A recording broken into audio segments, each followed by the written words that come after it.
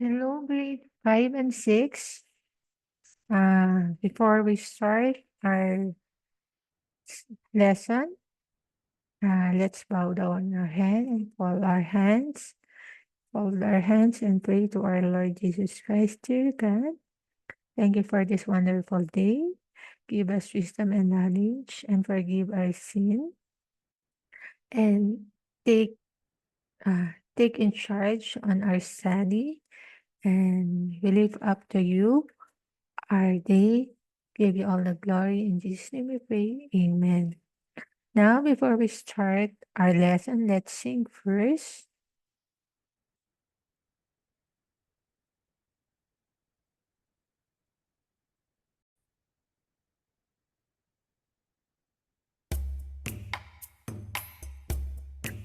Let's sing first. All of you sing.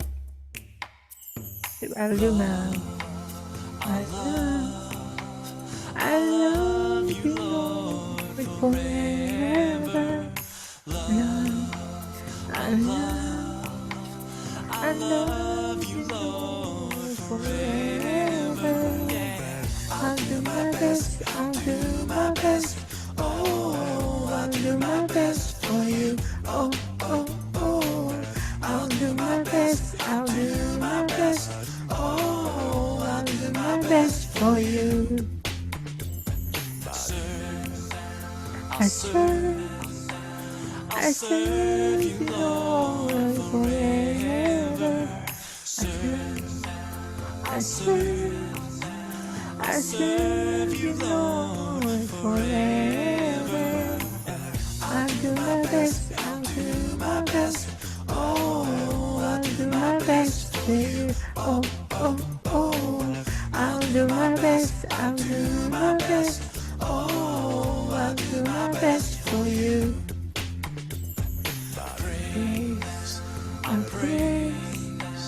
I praise you, Lord, forever. I praise you, Lord, forever. I'll do my best, I'll do my best. Oh, I'll do my best for you. Oh, oh, oh. I'll do my best, I'll do my best. Oh, I'll do my best for you. I'll do my best, I'll do my best.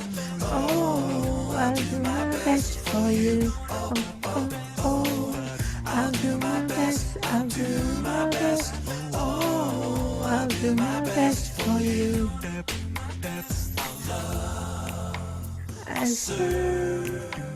I praise you, Lord, forever. I praise you, Lord, forever. I'll do my best, I'll do my best. Oh, I'll do my best for you. Oh, oh, oh. I'll do my best, I'll do my best. Oh, I'll do my best for you. I'll do my best, I'll do my best. Oh, I'll do my best for you. Oh, oh, oh. I'll do my best, I'll do my best. Oh, I'll do my best for you. Now, now let's do our, when we say physical fitness, what is on your mind? Grade 5, grade 6, what do you think it means, the physical fitness? Do you have any idea when it said physical fitness, what would run in your mind? Okay, I will share my PPT. And it says here,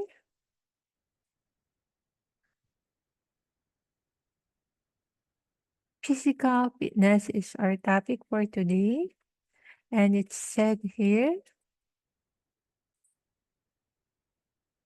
What is the definition of physical fitness? Physical fitness is considered a measure of the body's ability to function efficiently and effectively in work and leisure activities, to be healthy, to resist hypokinetic disease, and to meet emergency situation.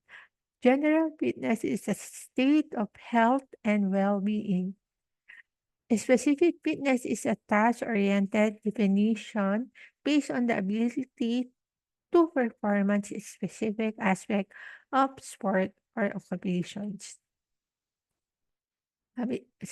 It says here, what are the main components of fitness? Muscular strength, body composition, flexibility or suppleness, speed or velocity, muscular endurance, and cardiovascular endurance. So we discussed that. Yes, this is the factor affecting fitness. Our gender, build, our diet. Kapag yung build natin kasi dapat, 'di ba, kung ano yung height natin dapat may sinasabi na yang BMM na, ah, height na kung ano yung height mo dapat naka, ah, ano yan, naka-direct dun sa timbang mo. Kasi yung height natin, kunyari ako, si Teacher Joanne ang height ko ay 5'4". Dapat yung timbang ko nasa 50 kilos lang, 56, 55. It depends on your height. So, mapapansin ko 'pag maliit yung height niya pero ay kilo niya na ay 56 or 57, sinasabi overweight na siya because it depends on our height. And sabi din sa diet, siyempre depende sa diet natin kung paano tayo kumakain, 'di ba? Lahat ba dito ay kumakain ng gulay at prutas?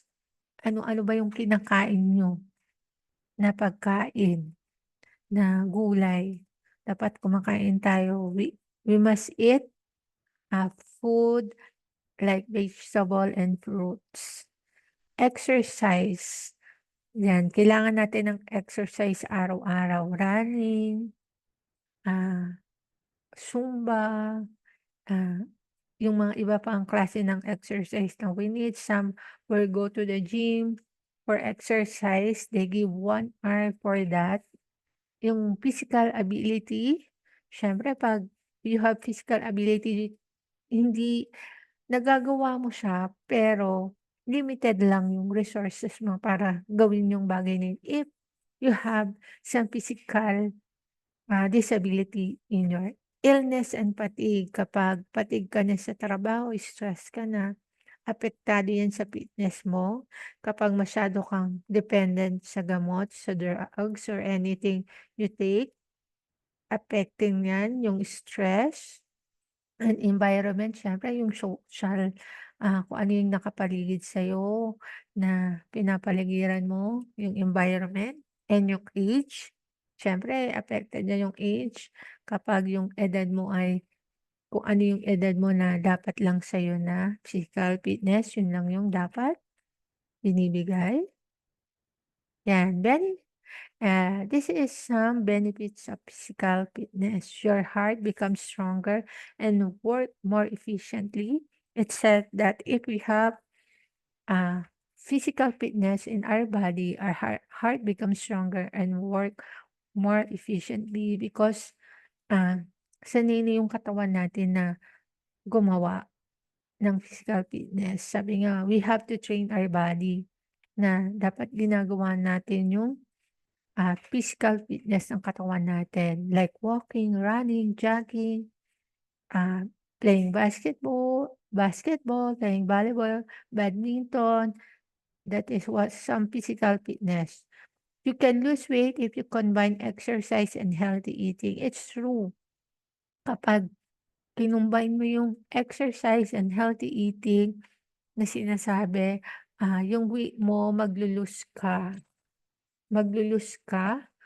at mame-maintain mo yung, timbang na tama lang sa edad natin, sa edad niyo, katulad niyo.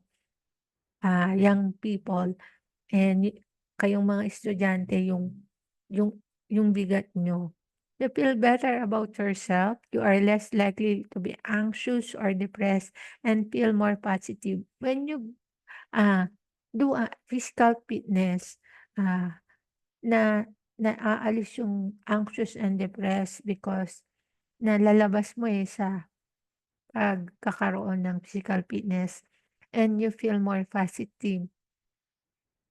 Kasi nga, nalalabas mo na yung mga, sa physical fitness yung mga stress mo, like that. You may able to bring down slightly raise blood pressure to normal. If you have a blood pressure, ang madalas po na nagkaka-blood pressure ay yung mga nasa 40s and 50s. But sometimes, sa panahon po ngayon, some are 20s, 90s years old, have some like you teens, some of you have some, in a young age have some raised blood pressure. Ibig sabihin tumataas yung dugo nila. So, kapag nag-exercise, when you're doing exercise, you will be normal for your blood pressure. Nagsi-circulate siya ng tama. You are likely to drink less alcohol and cut down or stop smoking. Oh, ang pag-inom at pag-smoke is one of the contain of na nagkakaroon ka ng dapat na putulin na kasi it's bad to our health. You are less likely to suffer from low back pain. Yung low back pain, yung mga likod-likod 'pag daw nagpi-physical fitness ka kasi nai-stretch yung katawan mo, 'pag nagpi-physical fitness ka na Na naaano mo siya na nababago mo yung posture ng katawan mo kapag na-exercise mo siya, nagiging flexible siya. You will feel positive benefits that you have a specific health problems such lung disease, diabetes, arthritis, or renal disease, or have an organ transplantation. Oh, these things, pag daw nagkakaroon ka ng specific health problem, you will feel positive daw pag nagkakaroon tayo ng physical fitness. Sabi dito, how do you test your physical fitness? Fitness test help you check how fit you are and see how your fitness improve with exercise. Cardiovascular endurance, the cycle of ergonometer test. This one, the Copper test pacer, the multi-stage fitness, etc. Muscular endurance, push up, daw yon. Push up, curls up, pulls up, legs, arm hang. Tapos yung muscular strength, vertical jumps, standing broad jumps, grip strength, flexibility, deep flex, sit and reach, shoulder stretch, trunk lift, body composition, body mass index, speed, 6 times 90 or 40 meters run away.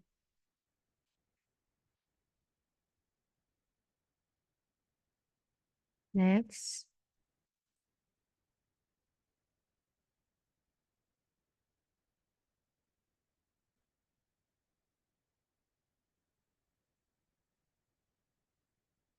Tapos sabi dito, sedentary lifestyle, a type of lifestyle with no irregular physical activity, a couch potato. O sabi daw, sedentary lifestyle, yung nakaupo ka lang maghapon sa couch without doing nothing, eating potato, sitting and reading, watching television, and computer use for much of the day with little or no vigorous physical exercise. So, it's not healthy na lagi lang tayong nakaupo kahit po nasa opisina tayo. We are like, dapat tumatayo tayo. 'Di ba minsan 'pag maghapon, it's hard sometimes when we are sitting all alone. Masakit po sa back kapag maghapon tayong nakaupo. So, sabi nga, it's not sitting and watching computer much. It's a sedentary lifestyle. We know various ways. A sedentary lifestyle and lack of physical activity can contribute to be a risk factor for cardiovascular disease, mortality, depression, and obesity, etc. This is the one will affect when sedentary lifestyle that we have.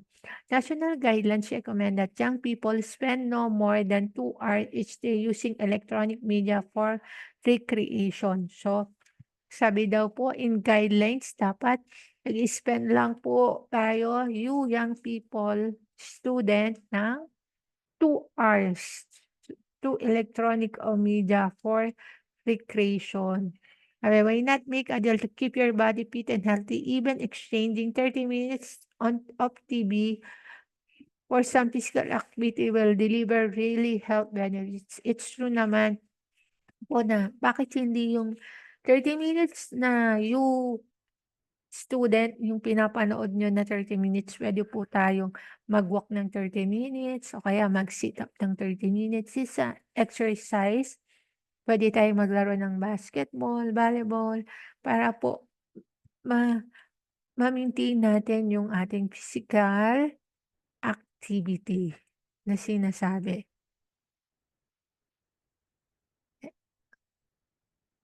Oo, sabi dito activity pyramid. Sabi dito, activity na may a guide to daily exercise planning, cut down on watching TV, computer time, video games, sitting for more than 30 minutes at a time. 2, 3 times a week. Leisure activity, golf, bowling, softball, flexibility, strength, stretching, yoga, push-up, curls up, weight training. 3 times a week na dapat po ginagawa natin. Aerobics activity, 20 minutes or pwede pang mas mataas, brisk walking, cross-country skiing, bicycling, swimming, recreational activity, 30 minutes, soccer, basketball, hiking, and tennis. Every day, as much as possible, walk the dog, take the stair instead of the elevator. It's one of exercise. Walk to the store, work in the yard, park your car farther away. Anything to add extra step in your day. This is physical pyramid. Watching TV, computer games, sitting more than 30 minutes, cut down. Alisin po natin. Yan, yung mga kanina nasabi nga natin na dapat natin gawin. Dapat meron po tayong, di ba may sinatawag po tayong pyramid na pagkain. Dapat din po may physical pyramid din po tayo para ma-maintain natin yung ating physical fitness. Sabi dito, the cardiovascular endurance, the ability of the circulatory and respiratory system, fuel during sustained physical activity, aerobics, fitness like that, to improve your cardiorespiratory endurance, try activities that keep your heart rate elevated at safe level for a sustained length of time, such as walking, swimming, or cycling. It is very important because the more cardiovascular fit you are, the healthier your lungs, heart, and vascular system is. It says po na if we do some aerobic fitness or walking, running, mas nagiging or swimming, mas nagiging healthy po yung ating lungs at nakakabuti po yun sa ating heart. And this one, the muscular endurance, the ability of muscle to continue perform without fatigue na hindi napapagod yung ating mga katawan, yung fatigue ng ating katawan. To improve your muscle endurance, try cardiorespiratory activities such as walking, jogging, cycling, or dancing. It is the bridge between muscular strength and cardiovascular endurance. Next, the muscular strength.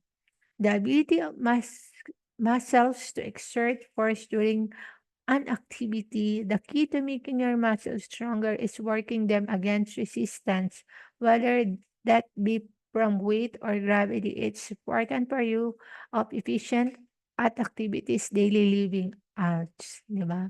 It's true naman activity of daily living to make stronger our muscular strength. Sabi dito, body composition refers to relative amount of muscle, fat, bone, and other vital parts of the body. Body composition is important to consider for health, managing your weight, and having a poor body composition has many negative physical and psychological effects. It's true naman po. Oh, you see, this is this is our normal body weight of body fat, bone, lean body mass, muscle, organs, blood, and cell, and water. Yan daw yung weight ng body composition natin. So, if you have 35% ng fat, dapat po ay nagkakaroon na po tayo ng pagkakaroon ng diet or physical fitness sa ating katawan. And next. Ito naman po ay flexibility. Sabi dito, flexibility is range of motion, around a joint. Good flexibility is the joints can help prevent injuries through all the stages of life. If you want to improve your flexibility, try activities that lengthen the muscle or a basic stretching program. Poor flexibility can directly affect cardiovascular endurance, muscle strength, and muscular endurance. Speed is the ability to move your body or part of your body quickly. It's aware tayo na when you are running and hear the shot of gun and you are playing for run and you hear you quickly response and you will run fast. It's involved most the athletic skills such as sprint, running, summer skills or soccer, basketball, etc. Ways to run faster: increasing stride length, increasing stride frequency, build speed and power, train for agility, develop your anaerobic threshold, decrease recovery time, and delay fatigue. Because you aware, nagiging aware ka dun sa pagtunog, sa pagpasa sa'yo ng bola, you aware, yun yung sinasabi na speed, explosive strength or power. The ability to exert maximum muscular contraction is instantly in a explosive burst of movement. The two components of power are strength and speed. Example, jumping or a sprint start. Agility, the ability to change the body and position direction pass, like zigzag running or cutting movements. Balance, the ability to control the body position either stationary or while moving. Handstand, gymnastic stand. You will see how the gymnastic stand balance their body and how they control it with the training, of course. Coordination, the ability to move body parts and smoothly, accurately in response to what your senses tell you. That is coordination. Parang aware ka na, oh, eto na yung susunod na gagawin ko kapag pinasa sa akin yung, when someone pass me the ball, I must shoot it on the ring. The example that of the coordination na sinasabi. Reaction speed drill. Reaction speed is time take respond to stimulus reaction time plus movement time and response time. Sprinter react to starting gun. Example, 100 meters, control of an object, football or hockey or timing. This is ability to act the right moment. Example, passing the ball. Correct time to allow and another player score.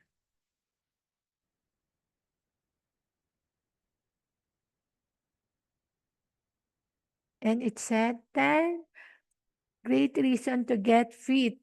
Exercise is a great way to spend time with friends. That's true. Exercise lower the risk for many disease. It says getting fit will help you look and feel better.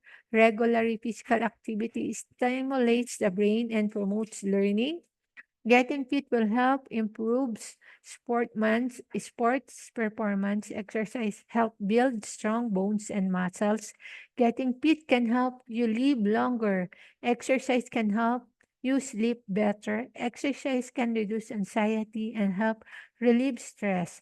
But the number one reason to get fit is just for fun. Dapat nai-enjoy po natin yung mga bagay na ginagawa natin at gusto natin. So, that's all. I hope you have learned from physical fitness na gusto ko ay magawa natin for our better health living, grade 5 and grade 6, na nagkakaroon tayo ng exercise to our body. Sabi marami siyang benefits kung isipin natin, and we must take care of our body because we said Jesus loves us. So we must love ourselves too and take care what God has borrowed us this life. Okay? And always thank God for we have a good, healthy living life that we must take care of. So for now, I hope you have learned, and goodbye for now. God bless. Have a nice